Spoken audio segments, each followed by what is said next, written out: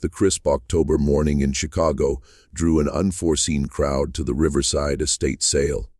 Amid the curious shoppers sifting through treasures accumulated over decades, antique dealer Sofia Martinez moved with practiced precision. Her discerning eye quickly distinguished valuable artifacts from mere clutter. As she made her way through the sprawling Tudor-style mansion.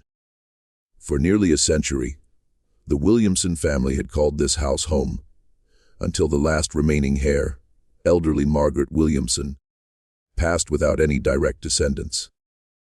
Now, strangers sorted through their intimate belongings, each item bearing a price tag that transformed a lifetime of memories into simple dollars and cents. Within the mansion's wood-paneled library, Sophia came across a collection of framed photographs arranged upon an antique mahogany desk. Most were typical family portraits spanning various decades. Graduation photos, wedding pictures, holiday gatherings. But one particular frame seized her attention. Its ornate silver border was darkened with age.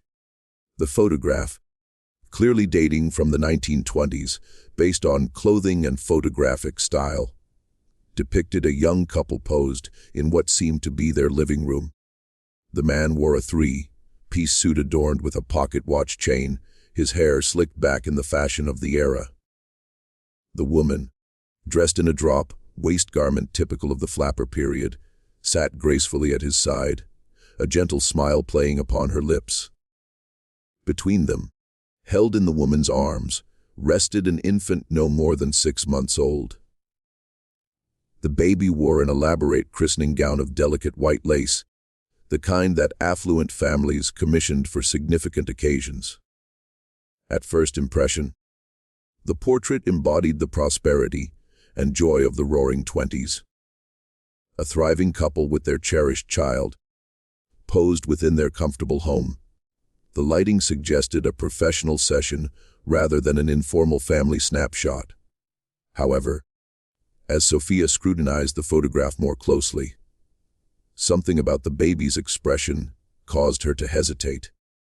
While the parents beamed warmly at the camera, exuding contentment and pride, the infant's gaze held something entirely different.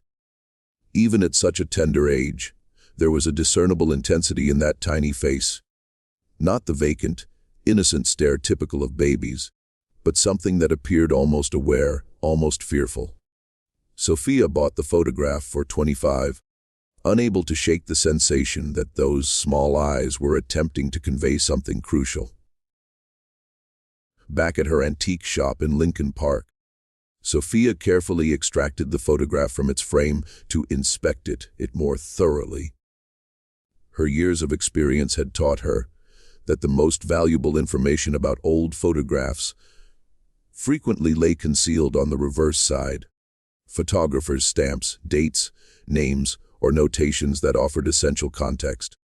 The back of the photograph revealed precisely what she had hoped to find. An embossed stamp reading, Henryk Kowalski Photography, Studio, Chicago, Illinois, accompanied by a date inscribed in elegant script, October 15, 1920. Below that, in different handwriting, were 3 names: Robert, Catherine, and baby Thomas Williamson. Sophia's heart rate quickened.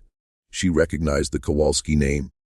Henryk Kowalski had been among Chicago's most esteemed portrait photographers during the 1920s, renowned for capturing the city's wealthy elite. His work was highly coveted by collectors, but more significantly, Kowalski had been celebrated for his meticulous record-keeping. If his studio archives still survived, they might contain valuable information regarding this particular session. She devoted the next 2 hours to searching online databases and historical records. What she unearthed made the photograph even more intriguing.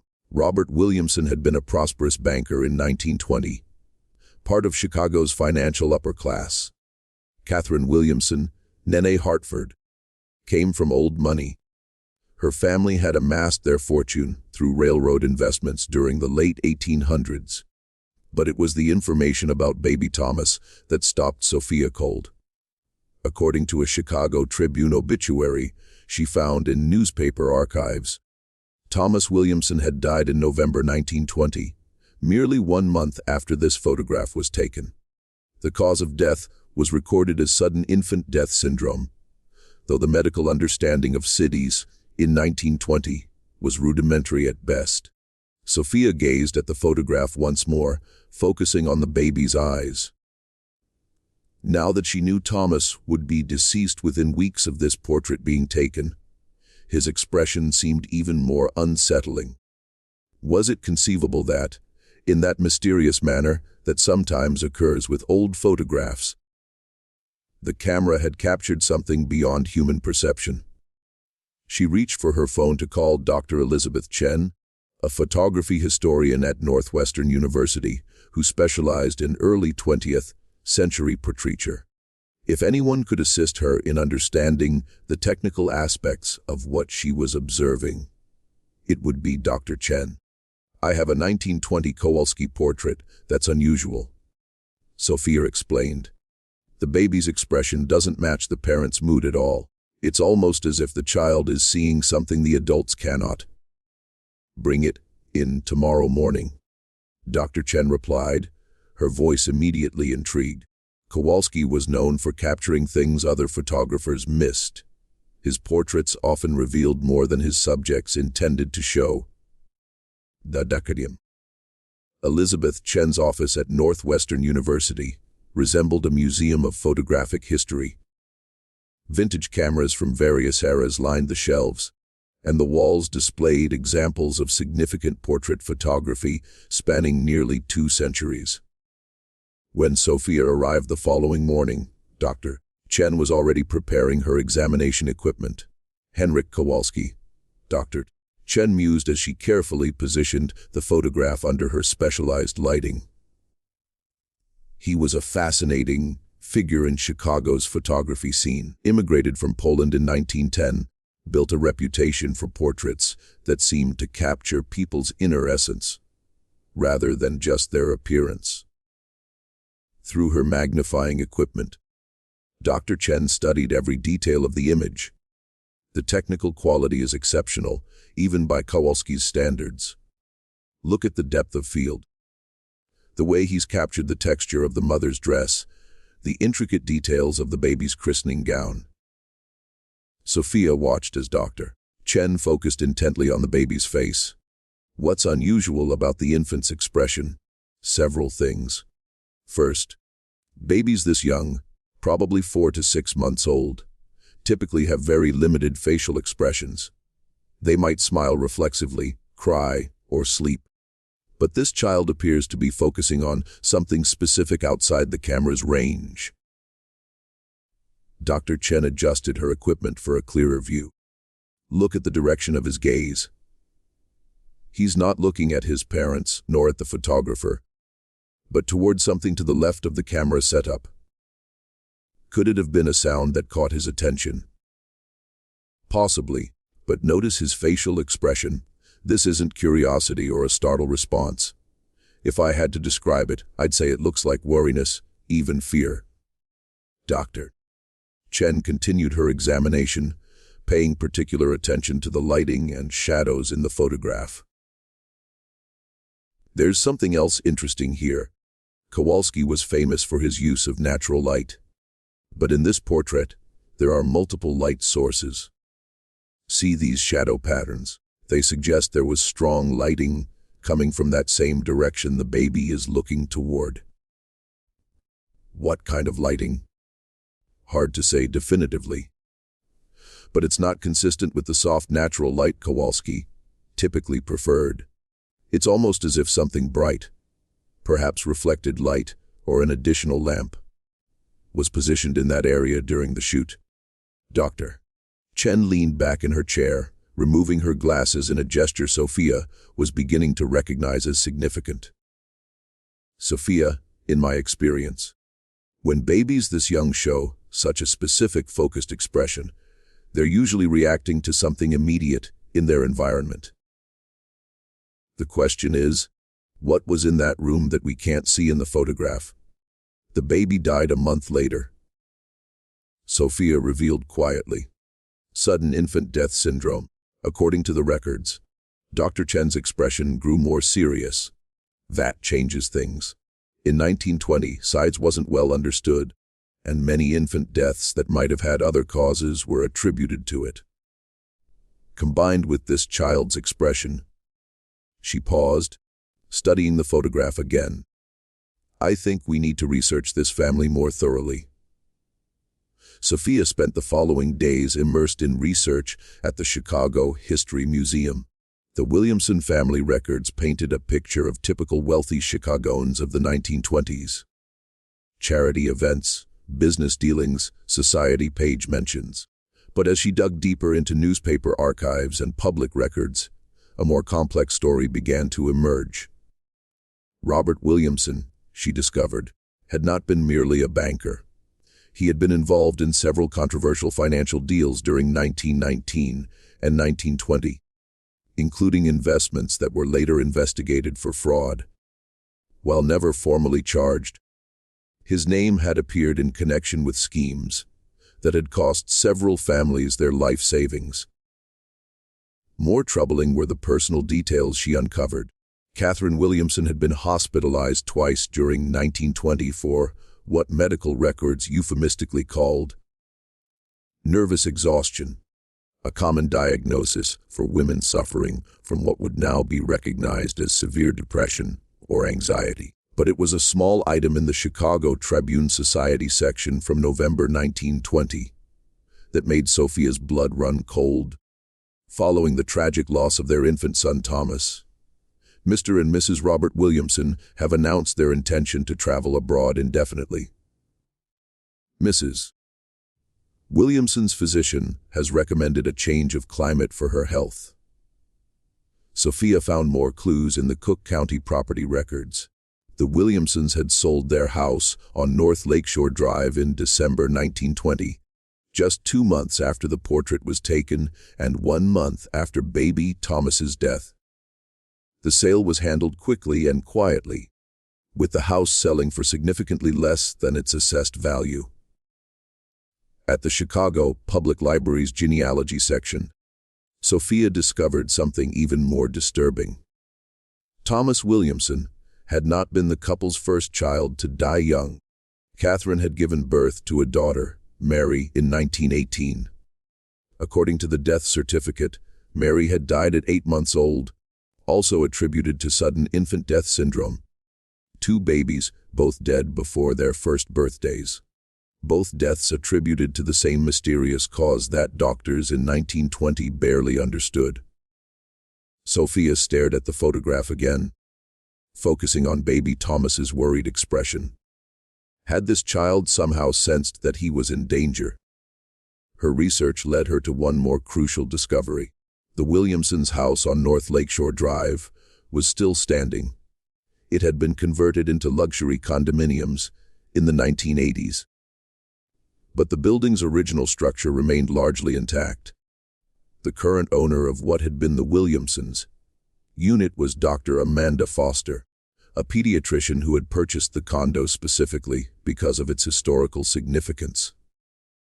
Sophia called Dr. Foster, explaining her research into the photograph and the Williamson family's tragic history. "I'd love to see where this portrait was taken," Sophia said. "Sometimes seeing the actual space can provide clues about what was happening when a photograph was made." "Of course," Dr. Foster replied. "Though I should warn you, there are some unusual things about this apartment that might interest you given what you're investigating." Dr. Amanda Foster's condominium occupied the entire 3rd floor of the elegant limestone building on North Lakeshore Drive. As she led Sophia through the renovated space, it was easy to imagine how it had looked in 1920. Spacious rooms with high ceilings, large windows overlooking Lake Michigan, the kind of home that proclaimed its owner's success and social standing. "The living room, where your photograph was likely taken, is through here," Dr. Foster said, guiding Sophia into a beautifully appointed room with original hardwood floors and restored crown molding. I've tried to maintain the historical character while updating it for modern living. Sophia pulled out the photograph, comparing it to the current space. Despite the modern furniture and updated lighting, she could recognize the room's basic structure. The placement of windows, the architectural details, even the general positioning where the Williamsons would have posed for their portrait. When I bought this place 15 years ago, I researched its history. Dr. Foster continued. The Williamson story was part of what drew me to it. Actually, as a pediatrician, I was intrigued by the mystery of their children's deaths. Mystery. Dr. Foster gestured for Sophia to sit down, her expression growing serious. I've seen thousands of cases of infant mortality in my career, and while cities does occur, 2 cases in the same family within 2 years is extremely unusual. Modern medicine would have investigated much more thoroughly. She walked to a bookshelf and retrieved a folder. After I moved in, I found some things the previous owners had left behind. Documents, photographs, even some personal items that had been stored in the basement for decades. Sophia's heart raced as Dr. Foster opened the folder. Inside were several items that clearly dated to the Williamson-era household bills, personal correspondence, and most remarkably, a letter from Catherine Williamson to her sister, dated November 20th, 1920, just 5 days after baby Thomas's death. "May I?" Sophia asked, reaching for the letter. The handwriting was shaky, clearly written by someone under extreme emotional distress. "Dearest Margaret, I cannot bear to stay in this house another day. Thomas is gone, just like Mary, and I know in my heart that Robert T. I cannot write the words. But you know what I suspect. The doctor says it was the same condition that took Mary. But I have seen how Robert looks at the children when he thinks no one is watching. There is something cold in his eyes. Something that frightens me. I found the bottle of laudanum hidden in his study, far more than any person would need for occasional pain. And the night Thomas died, Robert had been alone with him for over an hour before calling for help. When I touched my baby's skin, it was so cold, Margaret. So very cold." Sophia's hands trembled as she finished reading. She looked up at Dr. Foster, who nodded grimly. "There's more, Doctor," Foster said quietly. "I think you should see the room that was the nursery." Dr. Foster led Sophia down a hallway to what had been converted into her home office. This was the nursery in 1920. When I renovated, I discovered something behind the original wallpaper that the previous owners had never removed. She pointed to a section of wall where the historical wallpaper had been carefully preserved under glass. "Look closely at the pattern." Sophia examined the delicate floral wallpaper, typical of the period. But as she studied it more carefully, she noticed something unusual. In several places, the pattern was interrupted by small dark stains that looked almost like fingerprints. Dr. Foster confirmed. Tiny fingerprints pressed into the wallpaper, at about the height where a crib would have been placed. And they're not alone. She led Sophia to another section of the preserved wallpaper where the stains were different. Larger, more irregular. These tested positive for laudanum when I had them analyzed out of curiosity. Sophia stared at the evidence, her mind reeling. "You think Robert Williamson was drugging his children?" "I think Robert Williamson was systematically poisoning his children with laudanum, and Catherine suspected it but couldn't prove it. Laudanum was readily available in 1920, often used for everything from headaches to insomnia. A banker like Robert would have had easy access to it, and the symptoms of laudanum poisoning in infants could easily be mistaken for SIDS. Foster walked to her desk and retrieved another document. "I also found this, a partial diary entry that Catherine apparently hid behind a loose floorboard. The diary entry, written in Catherine's increasingly desperate handwriting, painted a horrifying picture. October 10th, 1920. Thomas has been so listless lately, sleeping far more than a healthy baby should. When I mentioned this to Robert, he became angry, saying I was being an overprotective mother, just as I had been with Mary. But I watch him when he thinks I'm not looking. I've seen him give Thomas what he claims is medicine, but the baby always becomes drowsy afterward. I found the small brown bottle in Robert's study again, the same type that was there when Mary was sick. He says it's for his back pain, but I've never seen him take any. And there are marks on the bottles, tiny scratches that look like someone has been measuring doses. Tonight, I'm going to watch more carefully. I'm going to protect Thomas, even if it means E. The entry ended abruptly, the handwriting trailing off as if Catherine had been interrupted. Sophia looked back at the photograph, understanding now why baby Thomas's eyes held such wariness. He was looking at his father during the portrait session. That would be my assessment, Dr. Foster agreed. Babies that young are incredibly sensitive to danger. If Robert Williamson had been systematically poisoning Thomas, the child would have learned to associate his father's presence with feeling sick, with pain. That expression in the photograph isn't random. It's a baby's instinctive recognition of threat.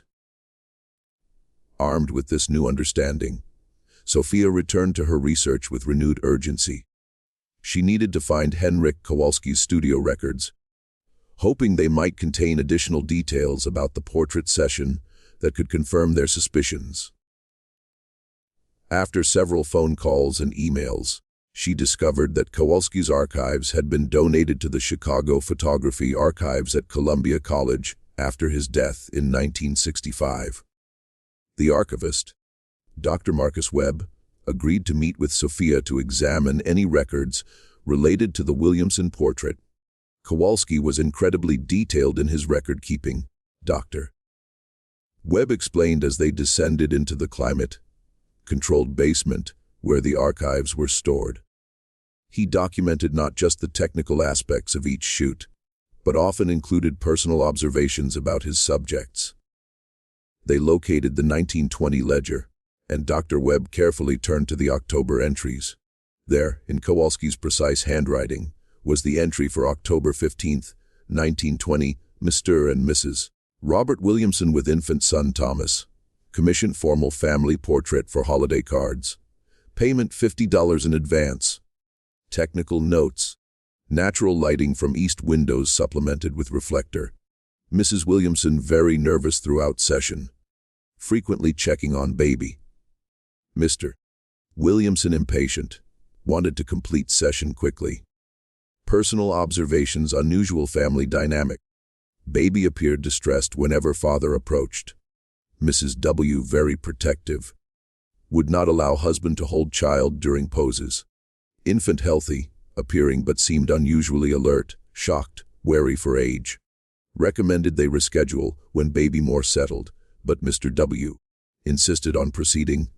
Final note: during final exposures, baby became agitated when father moved closer for group pose. Expression captured shows infant's clear distress. Mrs. W. requested I not include certain poses in final selection. Sophia felt a chill run down her spine. Even the photographer had noticed the strange family dynamics and baby Thomas's fear of his father. But there was more. Dr. Webb found a folder of correspondence related to the Williamson session. Inside was a letter from Catherine Williamson to Kowalski, dated November 25, 1920, 10 days after Thomas's death. Dear Mr. Kowalski, I am writing to request all photographs and negatives from our October session. My husband has asked me to retrieve them due to our son's recent passing.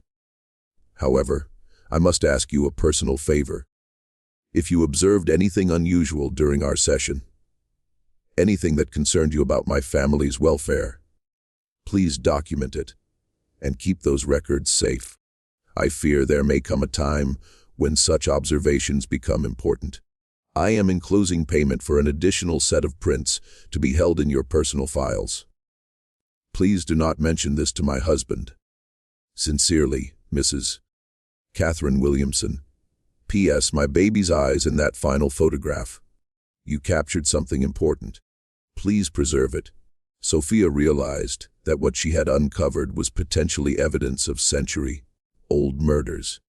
Despite the passage of time, she felt a moral obligation to document her findings properly. She contacted Detective Maria Santos of the Chicago Police Department's Cold Case Unit, explaining that she had discovered evidence related to suspicious infant deaths from 1920. Detective Santos, a seasoned investigator with 15 years of experience, was intrigued enough to meet with Sophia at the antique shop. As Sophia laid out all the evidence, the photograph, Catherine's letters, Dr. Foster's discoveries, and Kowalski's records, Detective Santos listened with growing interest. Obviously, we can't prosecute a case from 1920, Detective Santos said. But from an investigative standpoint, this is fascinating. The pattern you've identified is consistent with what we now know about family annihilators. People who systematically kill family members, often for financial reasons. She studied the photograph carefully.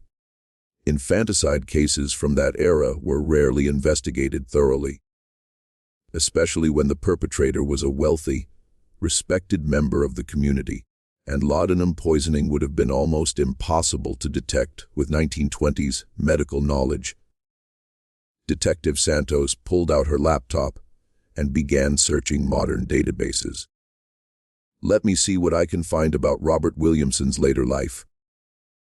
After several minutes of searching, she found records that made the case even more compelling.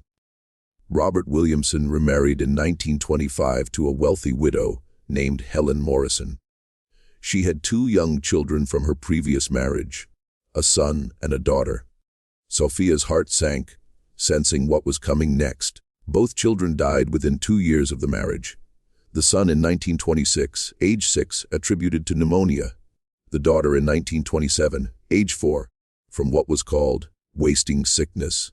Helen Morrison Williamson died in 1928, apparently from grief and declining health. He did it again, Sophia whispered.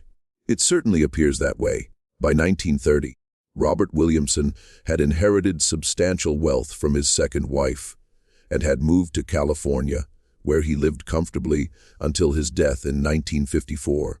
Never remarried, no more children. Detective Santos closed her laptop.